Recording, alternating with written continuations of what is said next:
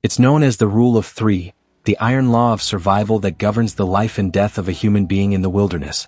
You can last 3 weeks without food. You can last 3 hours without shelter in an extreme environment. But there is one number that stands as the ultimate executioner: 3 days without water. And once that countdown begins, it is ruthless. This is the story of Elias Vance, a man who thought he knew the desert. A man who, in the scorching heart of a Utah canyon, was about to be given a terrifying minute-by-minute education in the cost of those 3 days. Elias wasn't a novice. 42 years old, built like iron, with a mind as sharp as his favorite fixed-blade knife. His 2-day trek through the desolate Red Gorge Canyon was meant to be a reset, a solo mission into the profound quiet of the wilderness. He was 4 miles from his hidden cache, a 2-gallon reserve buried near a dry riverbed, when the ground gave way. A fist-sized rock, dislodged by the morning heat, rolled down the canyon wall, kicking up a shower of smaller stones. He stumbled, catching his weight on his left leg, and he heard the sickening snap of a ligament. But the pain wasn't the first thing that registered. It was the sound of his canteen. The heavy-duty aluminum canteen, tethered to his pack, had swung forward and shattered against an outcropping of shale. In the space of 3 breaths, 2 full liters, his last precious supply, were gone, disappearing into the thirsty sand like a ghost. He wasn't hurt, not truly. He was stranded. 4 miles from his reserve. 2 days' hike from the nearest road. And the Utah sun, a brutal, merciless antagonist, was already climbing. Panic is a luxury I cannot afford. Focus. Rule of 3. Water. Water first. Everything else is secondary. The first 8 hours passed in a slow, agonizing crawl. Elias managed to splint his leg with hiking poles and a bandana, reducing the pain to a manageable throb. But the heat, hovering at 105 degrees, was relentless, and the silent clock had already started ticking. By hour 12, the first true symptoms of mild dehydration began to manifest. My mouth feels like cotton. No, worse. Feels like I swallowed a handful of dry dust. That's fine. That's normal. That's just my body telling me to drink. But there is no drinking. His body's remarkable defense mechanisms were already kicking in. The first priority was to conserve fluid. The brain, which is about 75% water, signals the kidneys to hold on to every drop. Urination ceased. If Elias had been able to urinate, the urine would have been a dark amber, concentrated and strong with waste, the body's desperate cry for fluid. The core system began to struggle. Blood volume, which relies heavily on water, started to decrease, leading to hypovolemia. To compensate for the lower blood volume, Elias's heart had to work overtime to push the thickened blood throughout his body. His heart rate, or tachycardia, was climbing, fast, shallow, and ineffective. He felt a lightheadedness when he tried to stand. His mind, usually his greatest asset, was the first thing to show cracks. I keep forgetting which direction I came from. North or south? It was north. Wait, no. I marked the rock. Did I mark the rock? My head, it aches. It's not just a headache, it's a dull, pounding pressure. The second dawn was a curse. Elias had slept poorly, his body shivering despite the heat, a result of his body's inability to properly regulate its temperature. He was now approximately 36 hours without water.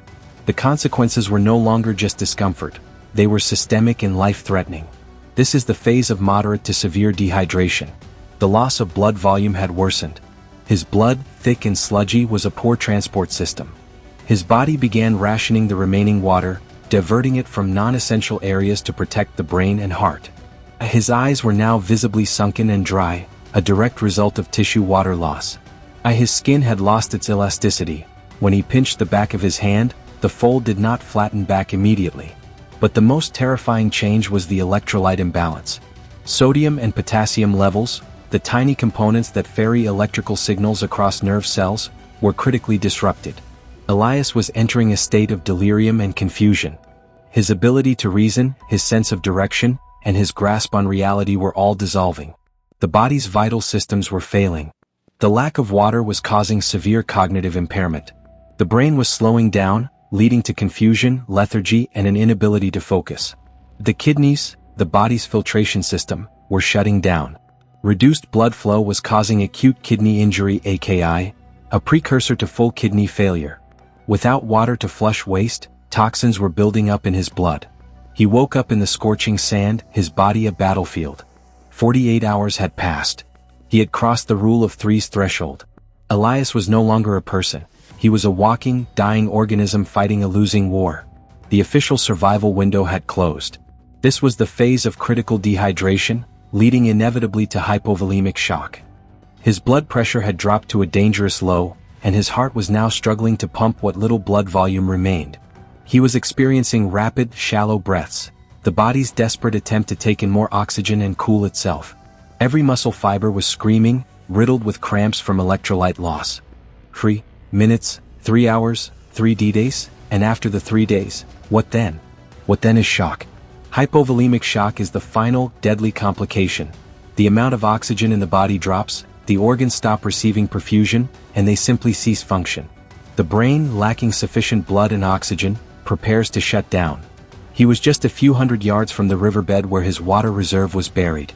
He could see the familiar, gnarled cottonwood tree he'd used as a landmark. The sight of it, the reveal, should have filled him with hope. Instead, it was an abstract puzzle. I'm thirsty. I am hungry. It is the same feeling. The body is confused. Is this hunger? No. It's the color yellow. A dark, thick yellow. I must go to the yellow.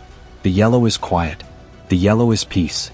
But as the darkness began to close in, as his cognitive functions failed and his organs prepared for total collapse, the universe provided one final, improbable twist. High above, an unpiloted drone, programmed to follow a high-altitude geological survey route, detected the subtle heat signature of a body in distress, not from the heat of his fever, but from the sudden, concentrated spike of metabolic chaos. Elias woke up 2 days later, tubes in his arm, the rhythmic beep-beep-beep of a heart monitor, a stark contrast to the silence of the canyon. The intravenous fluids, salts and sugars, were the ultimate antivenom, reversing the hypotension and electrolyte imbalances that had nearly killed him. His kidneys would take weeks to recover, but he was alive. He had won the war against the rule of 3, but only because a random piece of technology had intervened at the final, impossible moment. He spent his recovery in quiet reflection, understanding a truth more profound than any survival manual could teach. The desert doesn't care about your experience, your strength, or your iron will. It only cares about the numbers.